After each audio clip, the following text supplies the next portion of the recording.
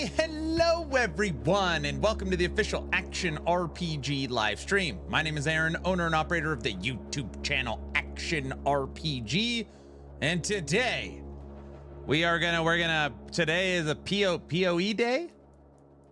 PoE? Yeah, PoE, woohoo! We're gonna see what GGG has cooked up. How's everyone doing today? What's up? What's going on? I approve of the accessibility update to the chat frame too. I made chat a little bigger. I don't know. I was messing around with all the settings. This is unlike you. What? Please not another one that talks about crafting an AI. No, that we're not. There's no way that has already come up in chat, right? No. Everybody, before I even say my good afternoons to everybody, all right? Yesterday morning and the previous morning's stream, we had a couple of issues where bitrate would drop and I couldn't get OBS to basically regulate the frames, and we just had million drop frames until I had to kill it. We did some research and it looks like the latest update to OBS is really struggling with something to do with multi-streaming. So I backed up OBS. I killed all multi-streaming ancillary programs, reloaded the recent version of OBS, put back in all my scenes, reset up everything, and then we streamed for 4 hours last night. We beat the full demo for Carbon. We played Tides of the Endless. We played the Grove game, and it was perfect. It literally worked perfect. So today I reset Streamlabs to OBS and reset up the multi-stream. So I missed the Grove game. Yeah, you missed it. You missed it. So today is the test of all the new stuff. I've also finally joined the 21st century. Here, I'll show you guys the picture I just took. So I have finally set up on OBS all the chats. So now I've got Kick, YouTube, and Twitch on one chat with everything going on where I could send to all or individual. So I'm working on everything and trying to make it more streamlined and better. You will also notice that on screen, YouTube, Kick, and Twitch chat are all combined. So we're gonna go back to that and see if it works out okay. So I always try to, like, you know, glass half full instead of glass half empty. With all the technical issues, I have now learned a lot about multi-streaming. I've learned how to back up OBS and reload OBS, and through the fire, I've got an entirely new system. So, you know, I try to always look at the positive in things. I'm hoping that this new system works way better, and yeah, it takes us into the future. So anyways, just a little story about the last couple days and what I've been doing in the background. So we'll see how it goes. Aaron, you should check out Restream if you need something new. Yeah, I know. I looked at Restream over the last few days. If you want the free version, you get a watermark. If you don't want the free version, you have to pay. And Restream works great. I already pay for Streamlabs. So I dumped all these other programs I was using, and I'm just using Streamlabs Ultimate for the multi-stream since I already pay for it. And I'm starting there. But yeah, I looked at Restream literally yesterday.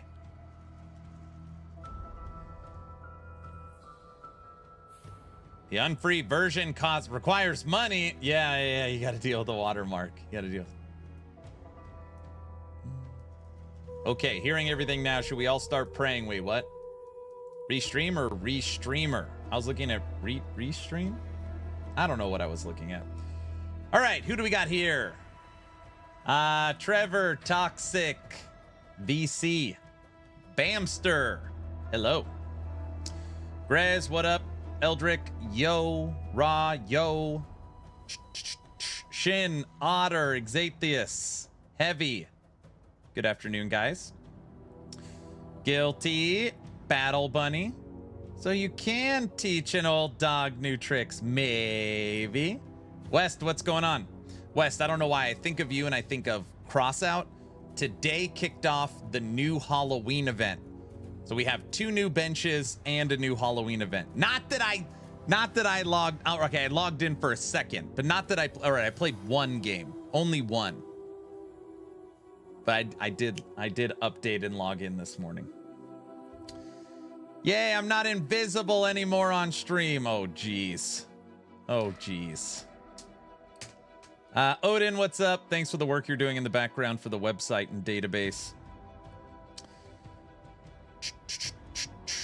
Bum, bum, bum. When you get a second, check Discord for progress. All right. He's an addict. No, I'm not. Dwarven Realms has the Halloween event too. Yeah, I saw it. I put an emoji on their post. I read about it. The hardcore event. That's fun though. I will have to log in. I haven't been able to play for a minute. Been busy with family and job hunting. No, I get it. I get it. Okay, so here's what's going on today. I weirdly don't actually have a full plan for today. There was a game I was going to play, and then I was like, oh yeah, today's GGG live. So in 30 minutes, Grinding Gear Game takes over to break down their new league. Drops are enabled for this. So free cosmetics. We'll watch this video in a second. And I've got their stream already pulled up. Right here. So it kicks off in 27 minutes. Power Wash Simulator 2. I can't stop. I saw Jurassic World came out with some new game. It's like every time I log into Steam, it's the first thing I see. They're really pushing that one. Anybody playing that? What do you mean you're starting Subathon 5 with PoE SSF Hardcore Ruthless? Toxic. If I played PoE 1 SSF Hardcore Ruthless, not following a build guide, how many times would I die? We've got enough dinos in LE. Jurassic what? Isn't there only one Jurassic Park? Exactly. Everybody knows that. Everyone knows that. I think I could do it 100,000 times. You'd die once. All of the deaths. 1, because you'd quit after the first. Bunny, I could do it. I could do it. Well, I mean, how hard is it? That hard? What are we talking about here?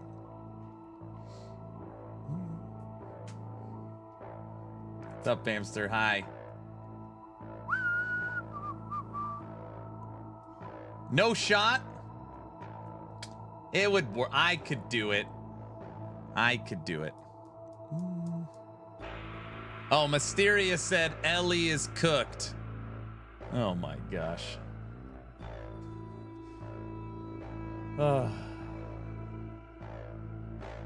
PoE 1. Ruthless in PoE 1 means drops are scarce. I could do it.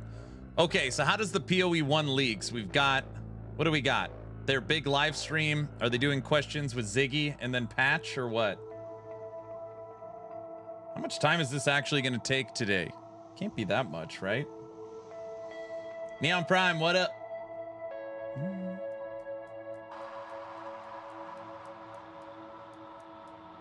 The thought of you playing hardcore SSF Ruthless has me giggling. I could do it. I could do it. All right, you guys want to watch the drops for today? Here's what's going on. Safeguard your spoils with the Clam Stash Effect, a treasure trove waiting to hold your goods. When you open the clam, it will emanate magic, causing water to levitate around you as the song of a siren. This isn't right. This is the Third Edict ones. That's for sure not right. And serenade. They have the wrong link on Twitch. How interesting.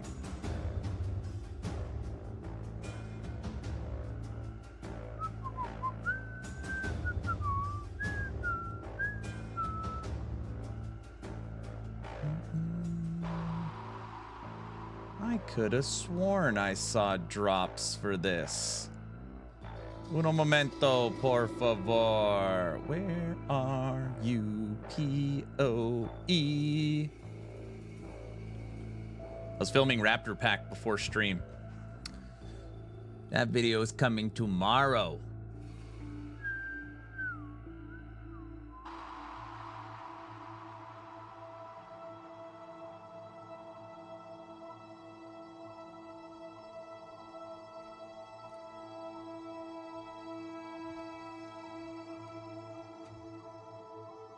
It's right here.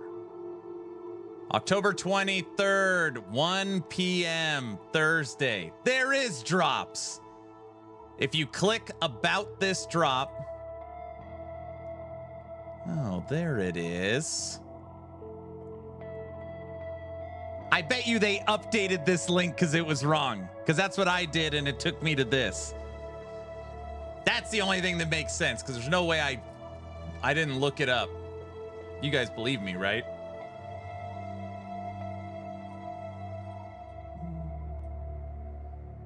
That's a likely it is, it's true.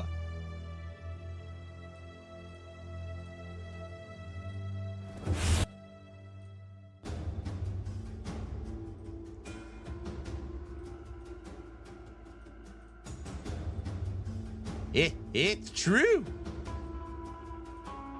All right, let's look at what we got. We believe you. I'm serious this time. This time I'm serious.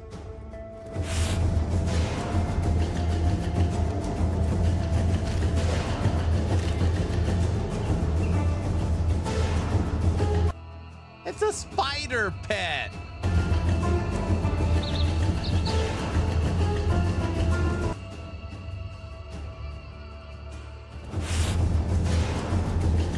Okay, this is the active drop that starts in a second. Keep fishing, Aaron. I'm serious. Chad hasn't believed you since Diablo 1 release. Oh, come on. It's a breach spider?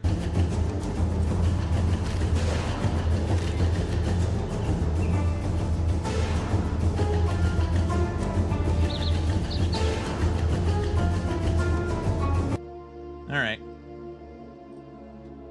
See? I knew there was good drops. I tried to tell you guys that.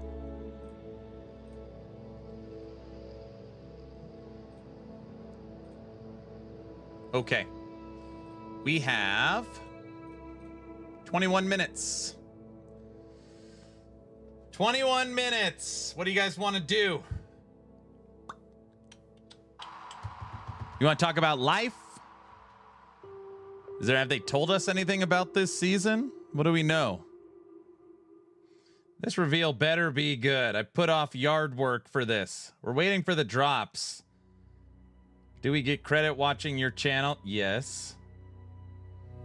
That will be enough time for you to die in Dwarf. I don't even have Dwarven Realms on my computer anymore.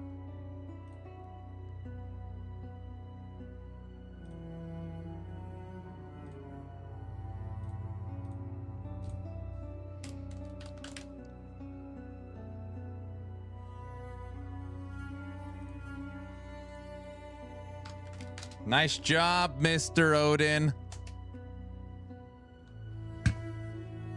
What's next game you are featuring after PoE? After PoE. After PoE, I am playing...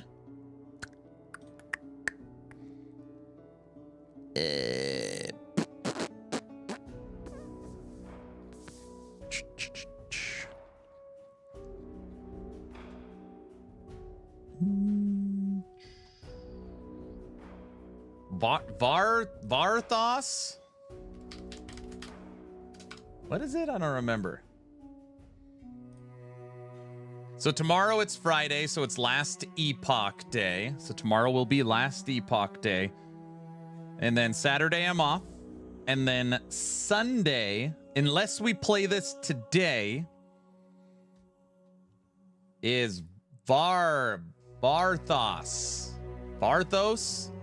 How the hell do you pronounce this? This game.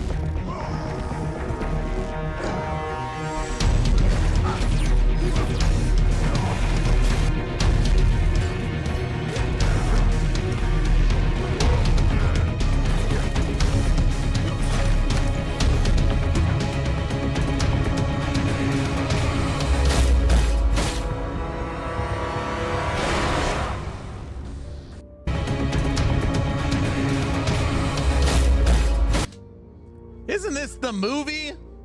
No, live, die, repeat. Wait, live, fight, die, live. This is pretty close to that movie. Everybody knows that. Right?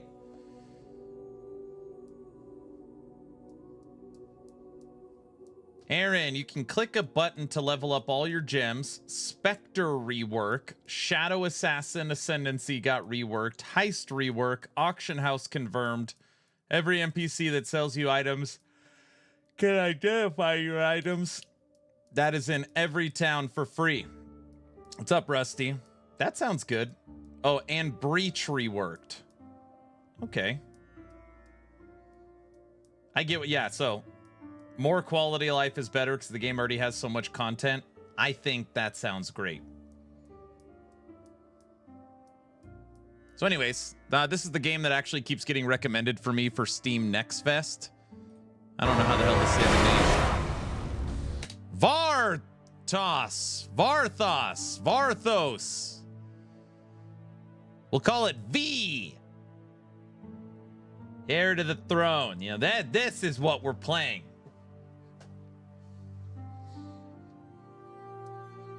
No, you didn't miss anything yet. The stream kicks off in 18 minutes. 18 minutes.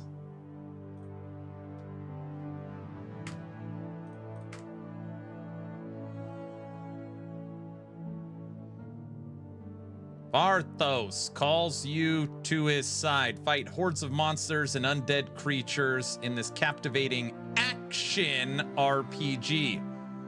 Who have only one goal: to kill you, fight, die, repeat. The battle for the throne of the world has begun. I requested access to this. I wonder if they granted that. Either way, we have a demo available. But yeah, I planned on checking this out as like my last Steam Next Fest title. This is the next game. Drop start in 17 minutes. Hey, Kiko.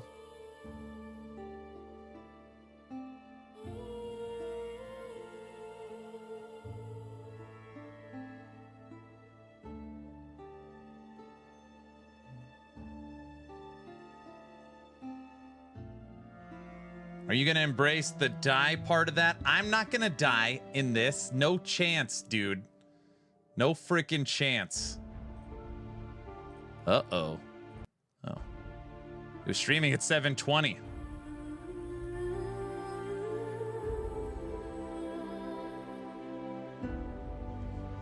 Hi, Luz. Happy Thursday. Good. I need a cool free pet for the game I'll never play. Everybody needs that. So, is it bad I'm addicted to Megabonk? Well, the word addicted, or addiction is not a good word. As long as your job is okay, your health is okay, and you are happy, it's all right.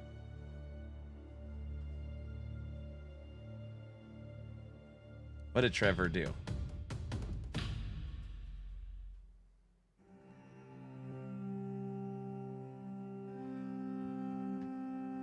I saw Streamlabs in chat. Is it a mod? I've been working on it. I haven't tested it yet. I was working on it yesterday.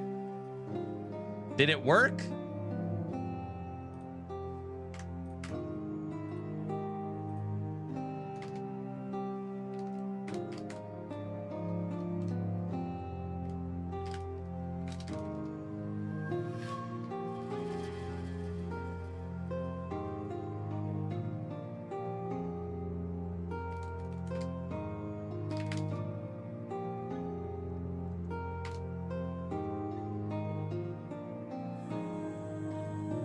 Holy crap, it worked!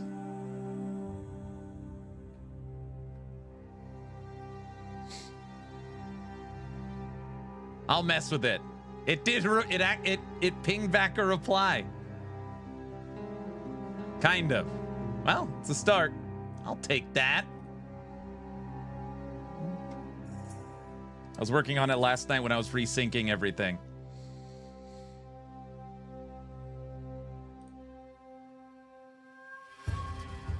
They've got 34,000 watching.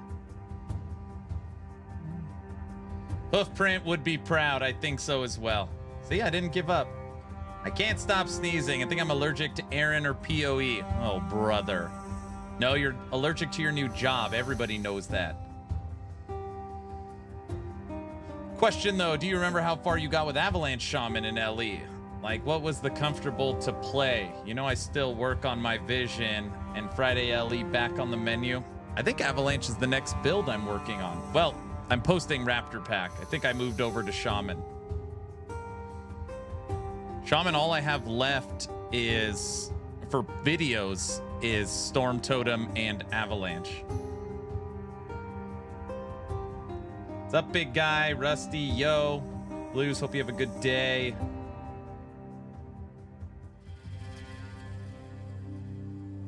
That's not that many people, Aaron. It's not.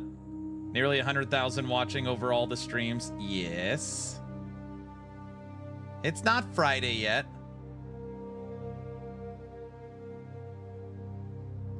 Why not just let AI make all your builds, since AI will be making the game here soon? I'm going to take a wild guess you didn't read the article. You just read the headline. Another week of roadmap. When questions? Correct. Yes, I checked it, sir. We've already had the roundabout discussion over and over again about crafting and AI in Discord.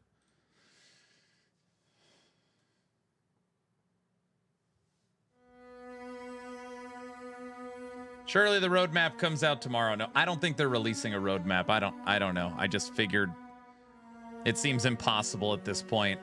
The new thing's gonna be like, well, if we release a roadmap now, it'll get lost in the minutia of the PoE 1 stuff. So now I don't know. I just figure it's not coming. I literally do not have the words to express about the Last Epoch roadmap. I'm so disappointed. I don't know. I can't even sugarcoat it.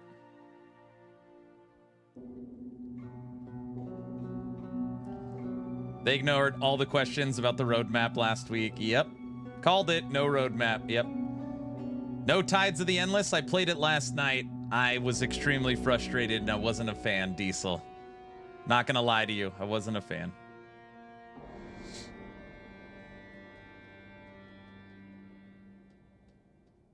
Yeah. I tried it. I took my time. I tried to switch characters. I tried to go into bow. I tried to go into spell.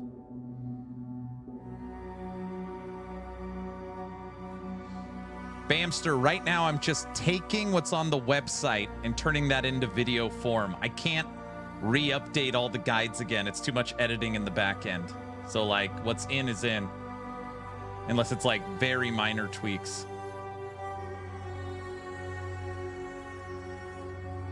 Yeah, I got it, Rusty. I got it. 10 minutes. Mine's off a little. Let's refresh.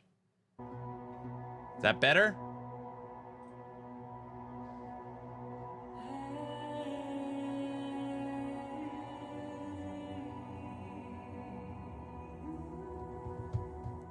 Yeah? Okay, sweet.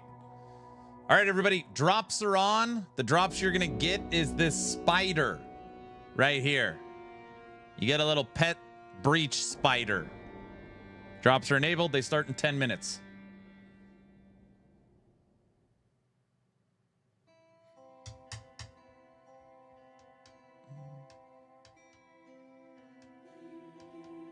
Man, the AI thing is so weird. I don't want to go down this large rabbit hole, but in Discord, there's a lot of people talking about Krafton announcing that they're investing in AI and putting it forefront. That's like, I don't know.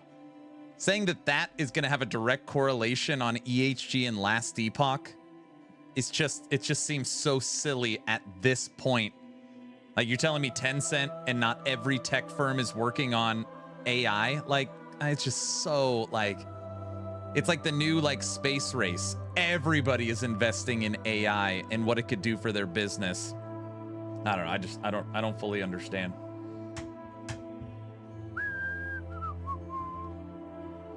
How do I get Twitch drops if I'm watching on YouTube? I believe you answered your own question. Twitch drops are obviously only for Twitch. Twitch partners with the game developers so that you watch on Twitch. But I was just trying to understand. I was like, do you really think Krafton purchased EHG for $96 million, currently hiring 100 people, and the plan is that they're going to fire all those people and then turn the game into an AI? Like I'm not saying things won't, I don't know. I feel like I'm so far removed. I just don't understand. Maybe it just seems. And then I actually read the article because people were just talking to me about the headline. And it's like, okay, let me read the article and see what it says. And it's talking about their workforce and productivity tools and how they're going to revamp. I don't know. I was like, this has nothing to do with it. This literally has nothing to do. Almost at the bottom, it talks about gaming for like one sentence. AI is the next .com bubble.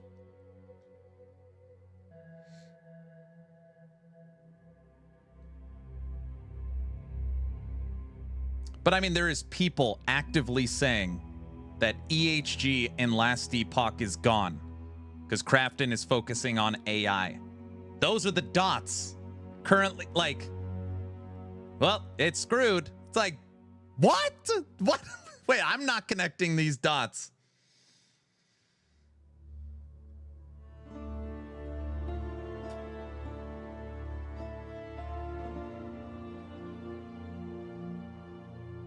I like the wait and see.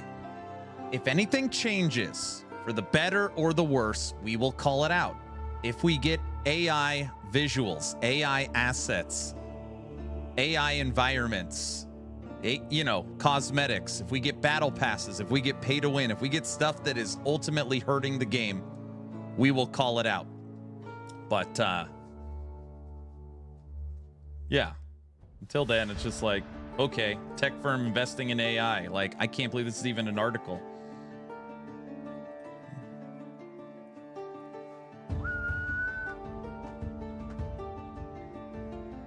My friend is an AI engineer, and she said companies are offering $1 million salary. That's pretty good.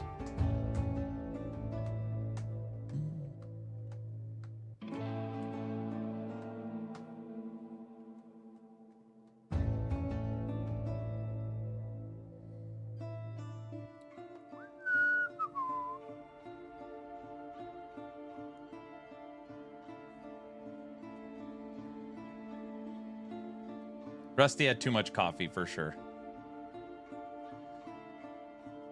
Yes, my poor friend works at Google and they are working her to death. There's a tech firm investing in AI, finally. 5 minutes. 5 minutes.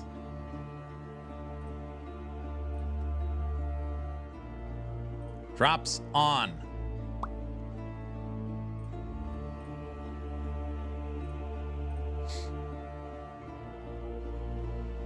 Wait, I have to pay attention to this whole thing, right? So we gotta, right?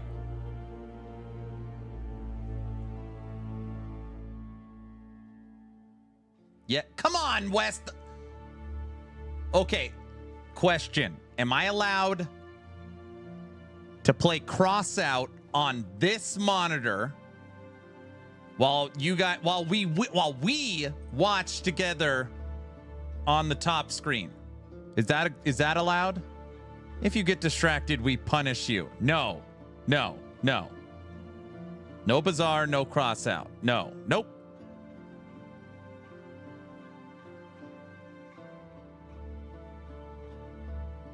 How about nah? Abandon us? No. Aaron, you got to learn to focus. If you don't pay attention, you got to play Core Punk. Don't bring up Core Punk, because then Luz is going to hear that. This is exciting, Aaron, I assume. No, make him play Wilson. I like Wilson. I already did all my dailies in cross out last night. Play Blueprints. What's that? Core Punk, see? See what you did? What's that big thing you're playing with? It's my keyboard. I always take off my like keyboard wrist guard, and I just like, oh, forget it.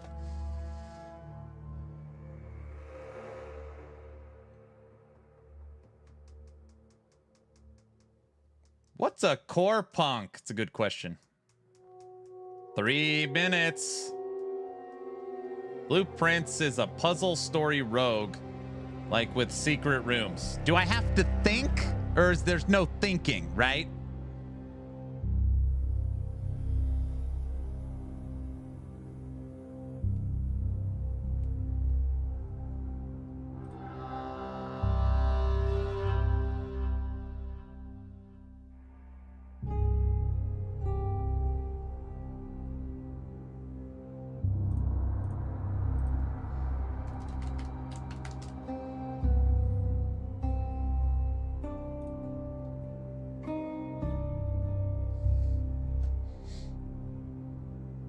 Aaron would definitely go crazy playing Blueprints. What, you think I can't do it?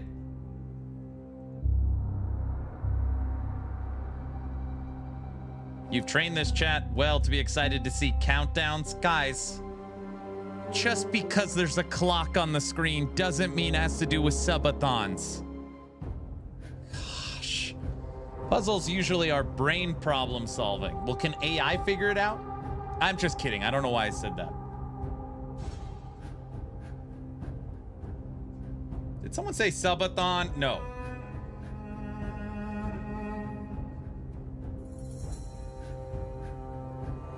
No, Rust.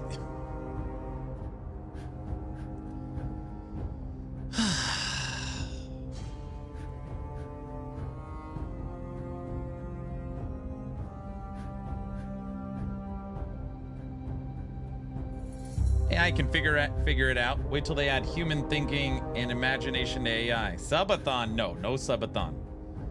No subathon until the roadmap drops. The roadmap. I can't believe it. What's a subathon? No. I need AI to take my job so I could stay home and play PoE and Ellie. So never. That's not fair. Don't say things you will regret. That's cheating. Subathon 5 needs a greater emphasis on Muppets. Guilty gave up on Muppets. He couldn't figure it out. Or it was too expensive or something. Be hilarious if they dropped it tomorrow. No subathons. Hey, the roadmap is coming soon. Very soon. Don't you guys have to drop the roadmap. You're actually going to get me upset. Just...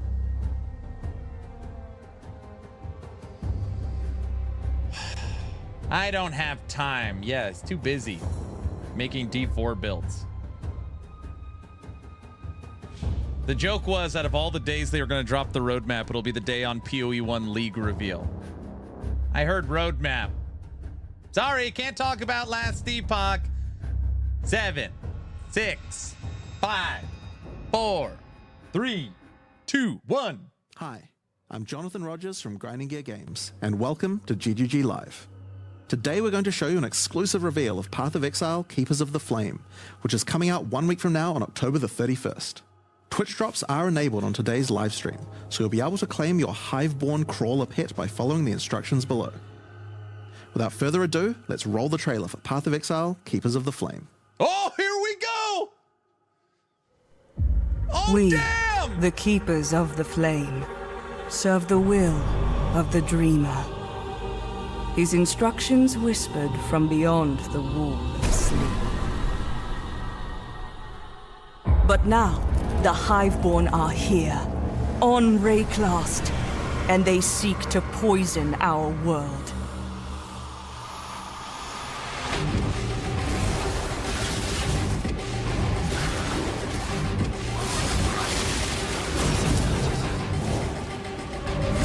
We must close their breaches, destroy their hives, slay their breach lords. Dude, new mechanic looks like Breach!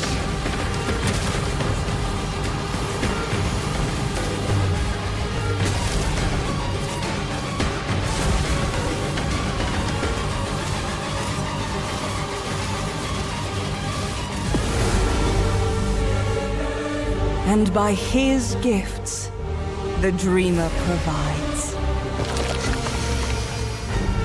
They brought this war to our world, but we shall end it, whatever it takes.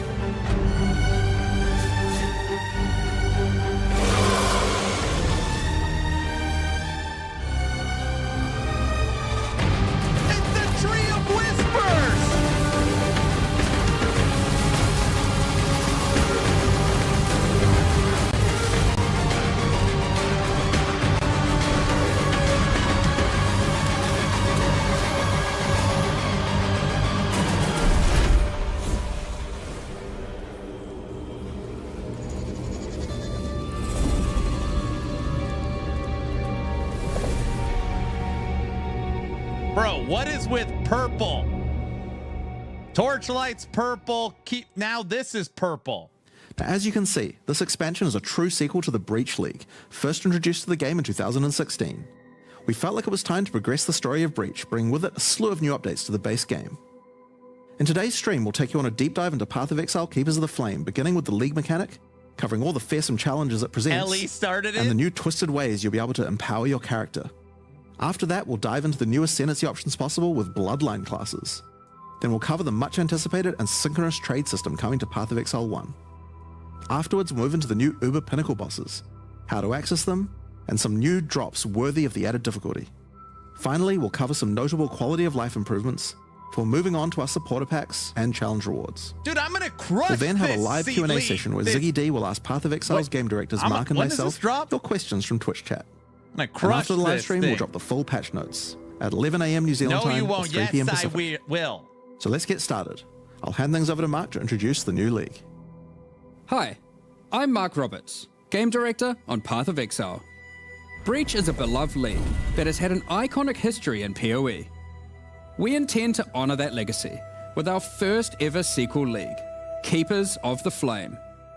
This develops every aspect of Breach, adding new layers to discover, richer lore, scarier bosses, and entirely new mechanics. He's reading.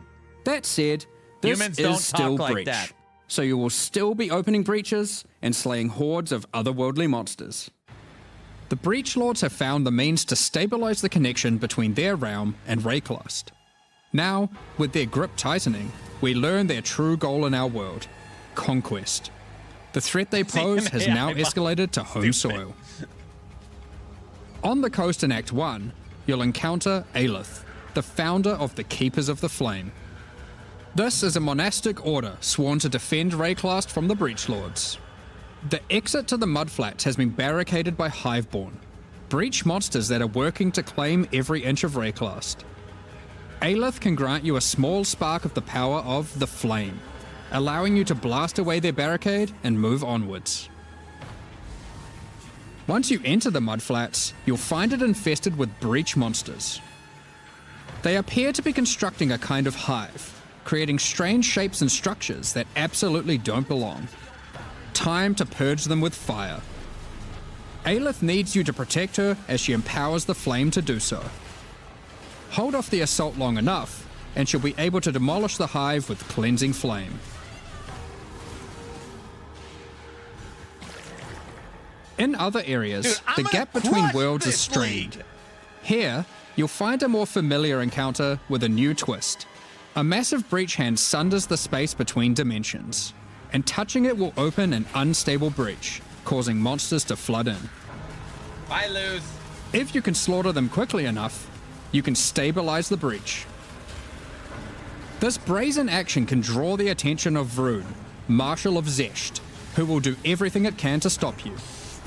Defeating this boss will permanently seal the breach, severing another connection between the Breach Lord's world and Wraeclast. Playing minions, bro. I'm gonna These play stabilized everything breaches are similar to what until a the breach once is was, closed. but with upgraded monsters, a success condition to shoot for, UI tracking to keep the player informed of their progress through the encounter, and satisfying feedback when you do manage to complete the encounter. We've taken all the lessons we've learned since the release of Breach 9 years ago and improved upon it in every way we can. Of course, it's a void portal. Everybody However, knows that. Much of the joy of Breach came from its simplicity. While we want to modernize the mechanic, we don't want to undermine the core experience. You're still mostly just slaughtering hordes of enemies in a circle. Finally, in endgame areas you might run into breach constructions that have been left unopposed for too long and have grown into their full twisted glory. Breach hives. Towering flesh-crafted cities in the sky. These are the visions of the Breach Lords made real in Wraeclast, teeming with breach monsters. You must raid and destroy these cities with the help of Aelith and her flame. In some of these hives, you may even encounter some of the Breach Lords themselves, who will not be happy you're intruding on their planned conquest. Now, let's talk loot. Of course, being in exile is hard work, and you're unlikely to help entirely out of the goodness of your heart. Fortunately, Aelith has power and rewards aplenty, born of the Breach Realm itself, to offer you for your assistance. Help her, and she'll bring you to the Monastery of the Keepers, the hallowed halls of her order. Here, you'll find the Genesis Tree, the growing heart of the Keeper's power. On interacting with it, you'll find that this tree has a tree. That's right, it couldn't be Path of Exile unless the tree also had a tree. More importantly, the Genesis Tree is an engine of unholy creation, and a profitable one. As you complete breach encounters and work more with Aelith, you'll be able to grow the Genesis Tree larger and larger, sprouting additional limbs. Each of these limbs, you'll notice, has their own inventories. These can be used for an unusual method of crafting new items. With this system, you'll be able to grow currency, uniques, equipment, and a new kind of otherworldly item, grafts. Grafts are breach hands grown directly from the Genesis Tree, born of the same flesh and sinew as the invading monsters. It's like the old Diablo 4 tree. These fuse directly to your body tree. in a completely safe process. Never mind. Don't worry about it. With grafts, you can harness the power of the breach. Some provide passive benefits like this, or this, but they can also grant a wide selection of powerful skills. These graft skills can provide a flexible way to fill gaps in your build, offering everything from damage to potent defensive buffs and crowd control.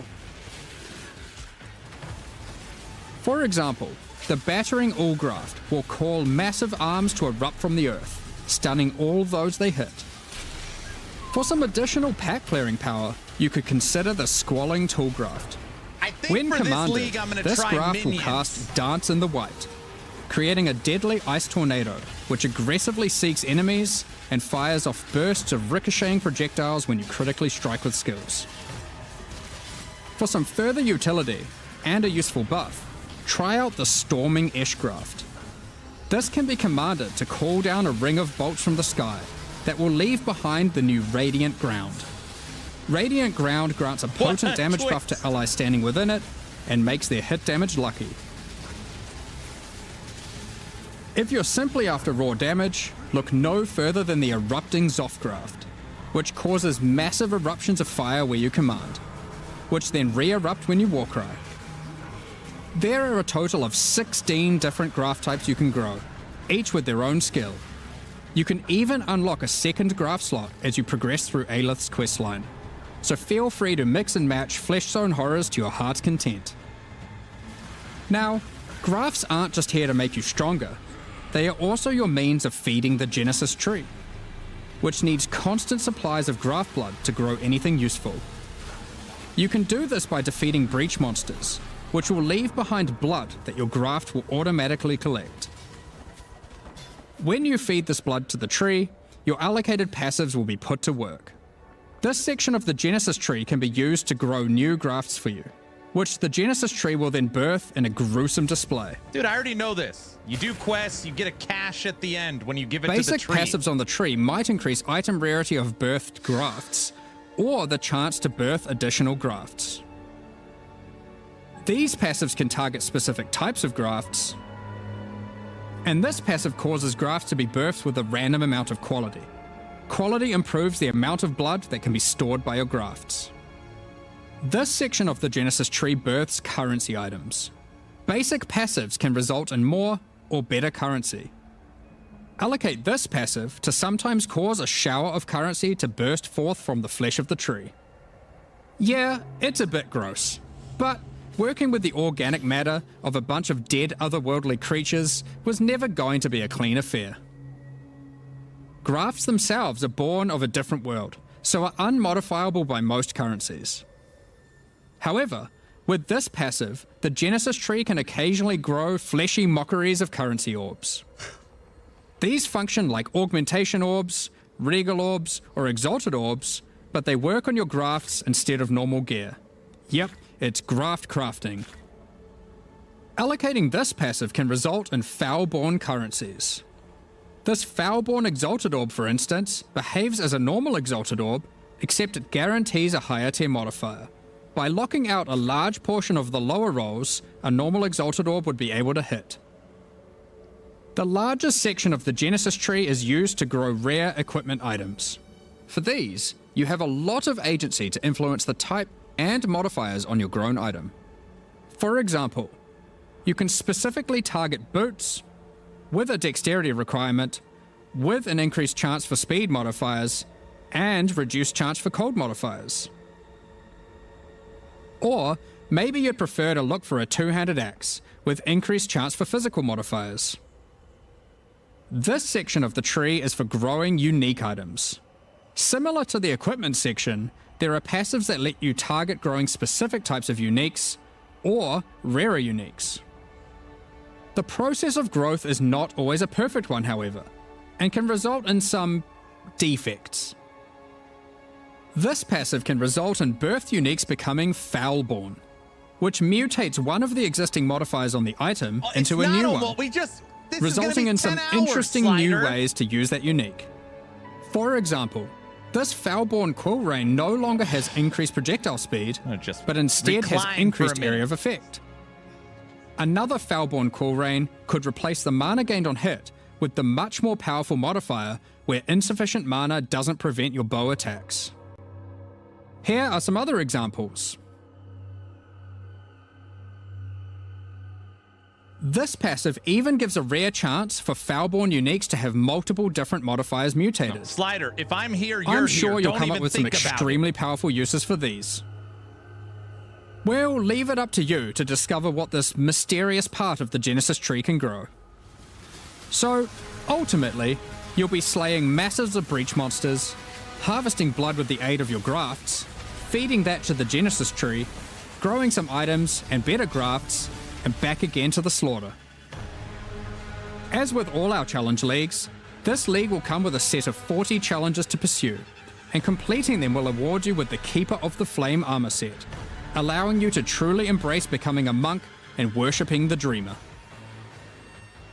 Now, graft skills won't be the only new tools to play with. In 327, we're also adding a collection of new skill and support gems. Let's go over them now. Kinetic Rain is a new wand attack, which covers the ground in unstable kinetic energy. These hazards collapse at the slightest touch, releasing their energies into any unfortunate soul who happens to be standing on them. With enough projectiles and area of effect, an enterprising exile could carpet the world in dangerous kinetic force. Wall of Force creates... Bruh, this one tree is 10 times the content of the Weaver in COF.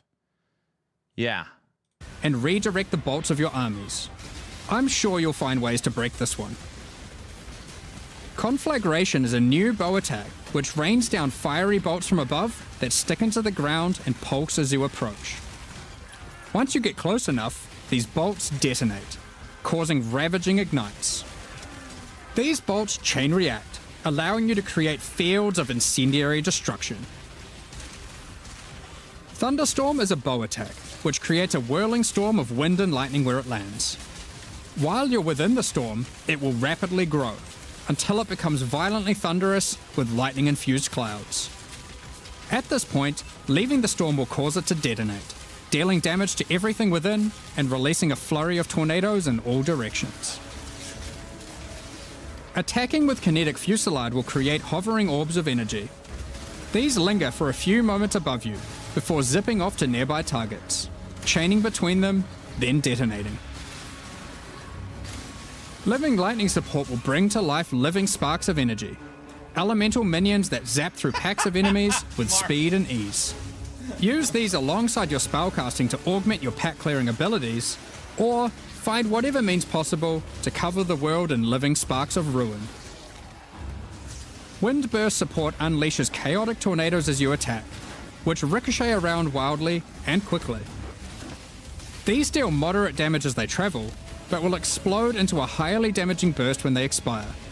So it's a choice between scaling their duration up to get better coverage, or down to access the burst more quickly. Kinetic Instability is a support gem to go along with the new wand attacks that causes enemies slain to leave behind those same orbs of shimmering energy that Kinetic Rain creates. One might ponder just how many orbs you can create if you were to use both. In 327, Exiles will be able to absorb the power of some of the bosses they defeat. These take the form of new Ascendancy class options, called Bloodlines. Bloodline classes are a new means of character customization in the endgame. They are secondary Ascendancy classes that are unlocked by defeating specific endgame bosses. They are allocated with your normal Ascendancy points, and you'll have to choose how many of your points go into the original Ascendancy and how many into your Bloodline class. This means there is a nigh limitless ability to mix and match here, as you could choose to invest just a couple points into your Bloodline, or max it out, and you could take any Bloodline with any base Ascendancy class that you see fit. To unlock your Bloodline, hunt down the endgame boss whose power you desire, and defeat them, or have a friend help, and claim the power for your own.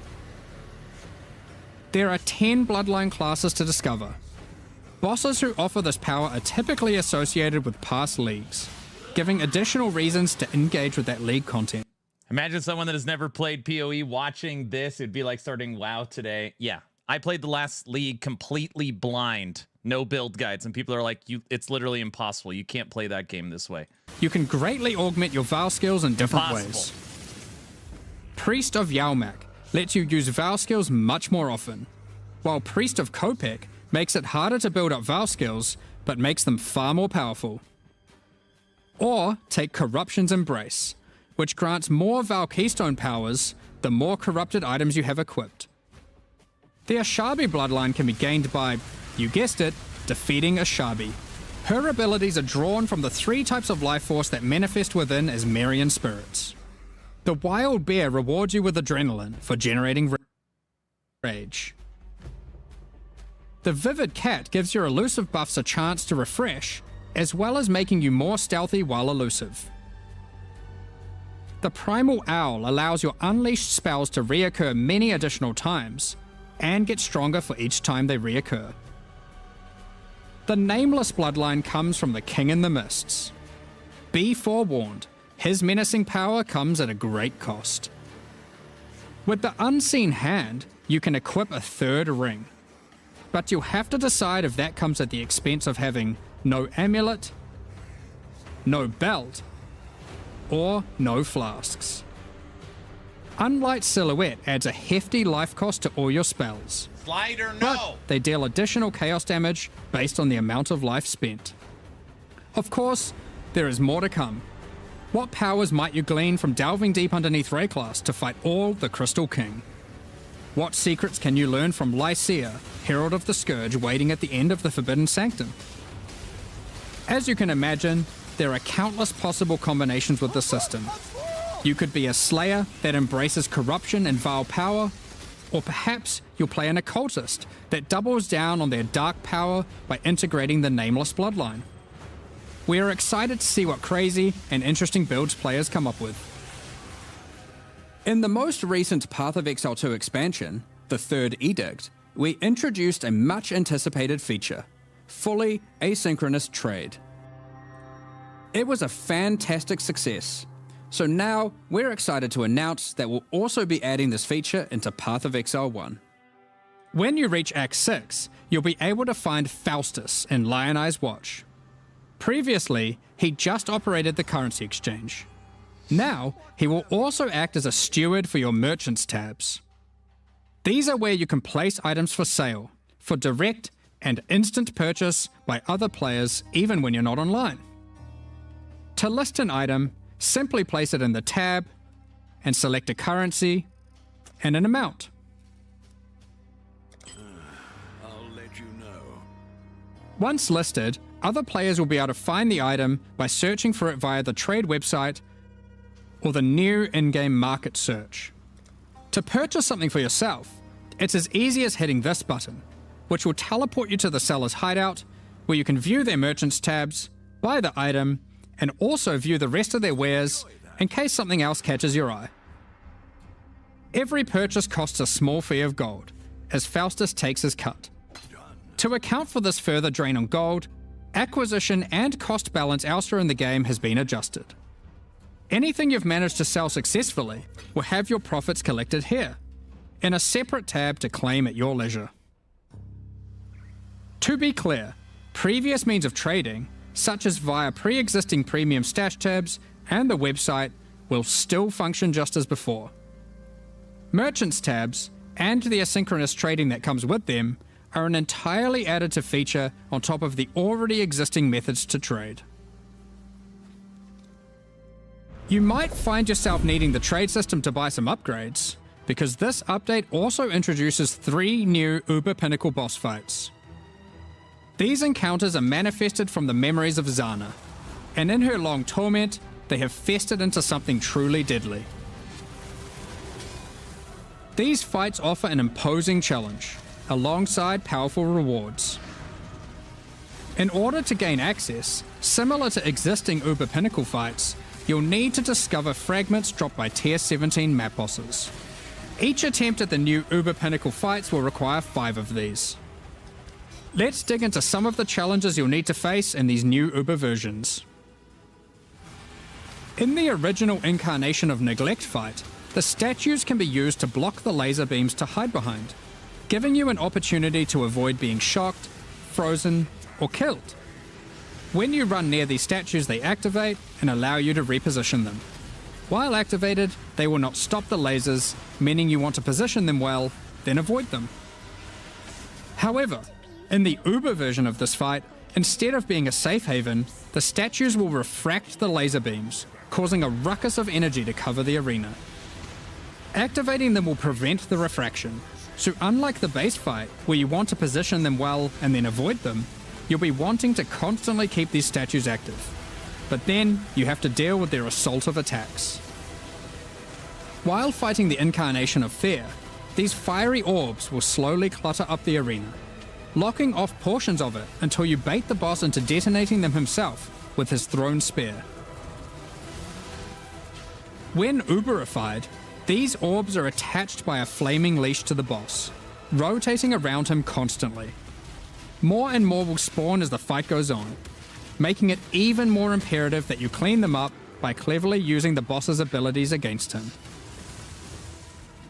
Normally in the incarnation of Dread fight, during the bullet hell phase, you have to acquire a red rose, run it to the boss, then collect a blue rose, doing the same, causing it to get heavy stunned and interrupting its mechanic. In the Uber version, you have to do the same, but in order to get the blue rose, you have to defeat the incarnation of Neglect, and to get the red rose, you have to defeat the incarnation of Fear. Good luck. Given the difficulty of these bosses, their rewards should be worth your while. Let's take a look at some. From the Uber incarnation of Neglect fight, we have Bitter Instinct, a spiky shield that turns retaliatory strikes into preemptive ones, making it just a matter of time before the long arm of justice crushes your foes. Alternatively, you might find Festering Resentment, a poisoned blade with an unending supply of toxins built into the hilt. These toxins are put to good use, causing every spell you trigger to be capable of poisoning with all damage it deals, enabling a truly crazy trigger-centric poison ruckus. And from the Uber incarnation of Dread, the Hallowed Monarch, a counterpart to the Dark Monarch, which focuses more heavily on investing into one or a few minions, rather than growing your hordes to massive proportions. Minions? Storm Wraeclast, with your chosen few at your side, stealing power from your enemies as you go. We've got a number of quality of life changes to bring to 327 as well. Many of which you may have seen already in some of our pre-livestream teasers, but for those who haven't, Heist is a mechanic which has long frustrated some players who may otherwise have been interested in the rewards it has to offer, but have no desire to grind through the early progress of finding and running low-level contracts to get all of the rogues to their maximum level. Well, starting in 327, Heist rogues will automatically begin at maximum level, so you can start your dubious criminal career without all the busy work. Points invested into your Atlas passive tree will now be refundable with gold. Just speak to Kerak to do so.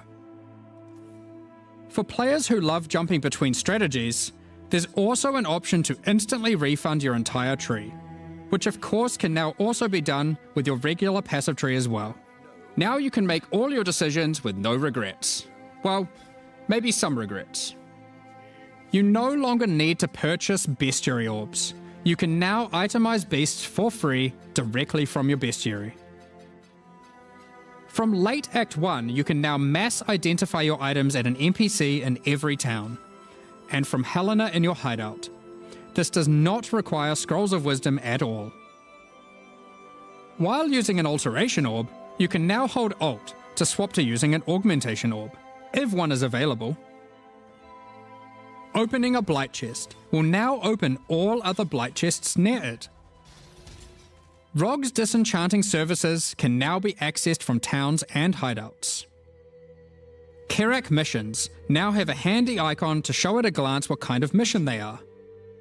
Holding down Control and right-clicking on Stacked Decks will now continuously open them to your inventory, notifying you in chat what the outcome is. If you still want to open them direct to the ground, to let your loot filter provide a dose of dopamine, you can still do that too by also holding Shift. Val Orbs can be used on monsters encased in essences, to the same effect that Remnants of Corruption have.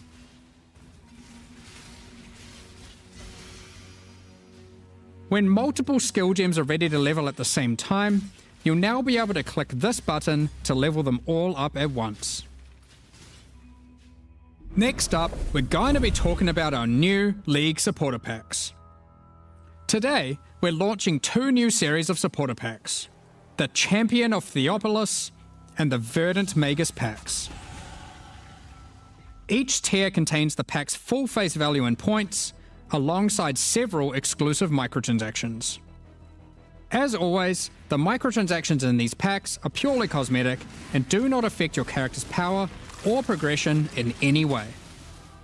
The Champion of Theopolis series of supporter packs contains 6 exclusive microtransactions. Manifest a Champion's Ferocity, as the Lion's Might unique finisher effect rips your enemies to shreds. Open the Champion of Theopolis portal to end your crusade through maps in the style expected of a true victor of the arena. Defeat your enemies like a true gladiator, wearing the Grand Champion of Theopolis armor set. The armor awarded only to the most elite warriors of the Grand Arena. Take charge of the situation and storm into combat with the Flaming Minotaur's Quicksilver Flask effect. The Champion's Podium map device rises up to honor the glory you've achieved as you activate it. Ascend the stairs and stand atop the platform as you enter your maps. Each flame surrounding the platform represents a remaining use on your portal. The Burden-back Billy Goat carries all the supplies necessary for a campsite as he travels behind you in battle. When placed in a hideout, instead of roaming around like your other pets, their supplies are deployed, creating a small camp where you can access your stash and providing a place to take a load off while you rest next to the campfire. The Verdant Magus series contains 6 exclusive microtransactions. Having Faustus sell your items on your behalf is great and all, but sometimes you just want to feel a little bit more shady about your dealings. The Back Alley Trader hideout decoration is more secretive with your trades, creating distance between you and your customers. Note that until 327 is released, this back alley trader will only serve as your currency exchange. Once it's out, it will be updated to have the new managed shop option to also facilitate your trades. The Verdant Wayfinder pet is a loyal companion to any Master Magus. As you approach waypoints, it envelops them with its vines, guiding you throughout Wraeclast. Control Earth and nature itself, as the Great Verdant Magus armor set envelops you in the ancient power now lost to time. There's also a matching back attachment included. Remnants of the forest ripple out from within you with the Verdant Magus level up effect equipped, restoring life to the corrupted land. Call on an ancient golem to use their power to create a safe passage for you to retreat through with the Arcane Golem portal. As a Supreme Verdant Magus, you can travel to your Arcane Isle hideout. A cluster of islands held together by ancient magic passed down between elite mages. Stand atop your tower and relish the great heights you've reached above those who have not harnessed the arcane. These packs are now available for purchase on both PC and console and will remain so during Path of Exile, Keepers of the Flame. Additionally, any microtransactions from these supporter packs will be made available for use in Path of Exile 2. Meanwhile, the Crypt Keeper and Frisian Magistrate packs leave the store forever at the launch of the Keepers of the Flame League, so now's your last chance to purchase them. Thank you so much for your ongoing support. We're just about to start the Q&A with Ziggy D. Afterwards, we'll post the full patch notes for Path of Exile, Keepers of the Flame, at 11 AM New Zealand time, 3 PM Pacific. With release at the end of next week, our community team will be posting crucial information you'll need for the release. Keep an eye on the news. Thanks for joining us today and checking out our latest developments. We're looking forward to holding off the Breachlord's conquest, crafting gruesome grafts, planning dozens of Bloodline-empowered builds, and filling out our tree's tree. We hope you all join us.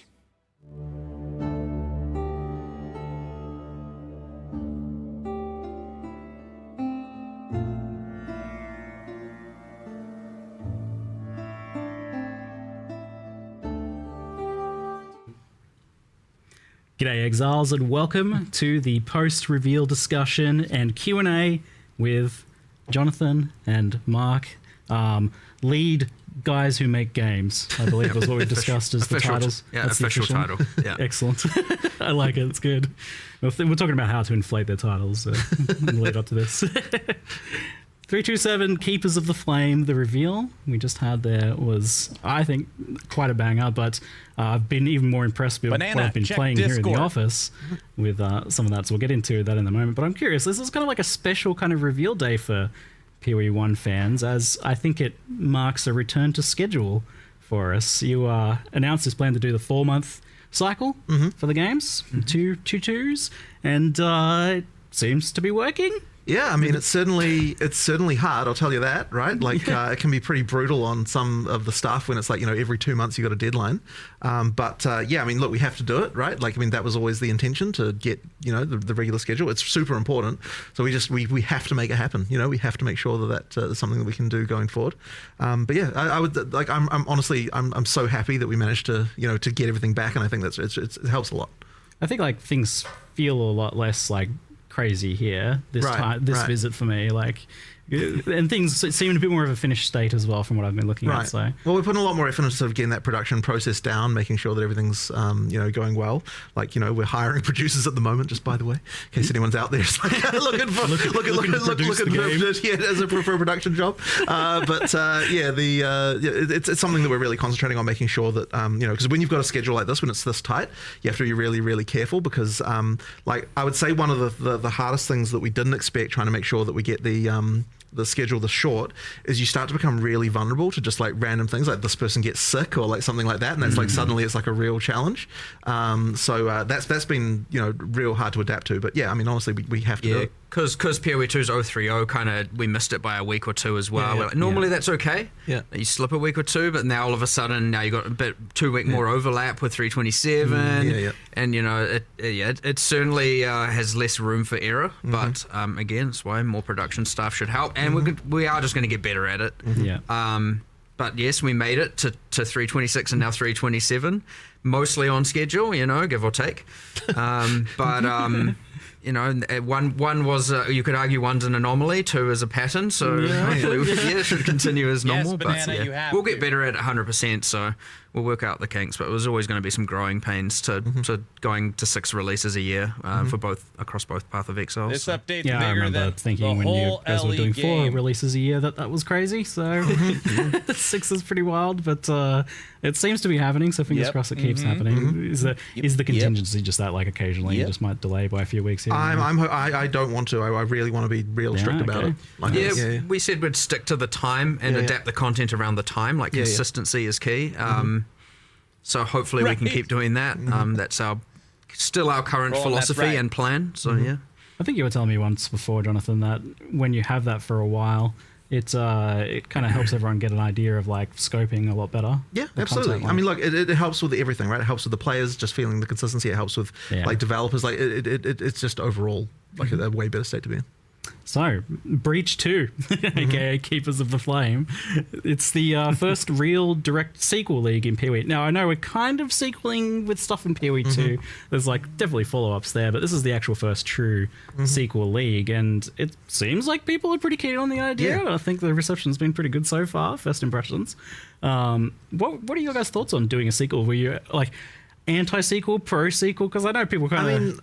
I would say personally that, like, so whenever you do a sequel, you're entering a dangerous territory because people who didn't like the original could then now be like, oh, I'm disappointed because they, you know, like as soon as they hear that it's a sequel or something they didn't like, they're like, it's not happy. So you could just be ruling out a bunch of people in your audience right away.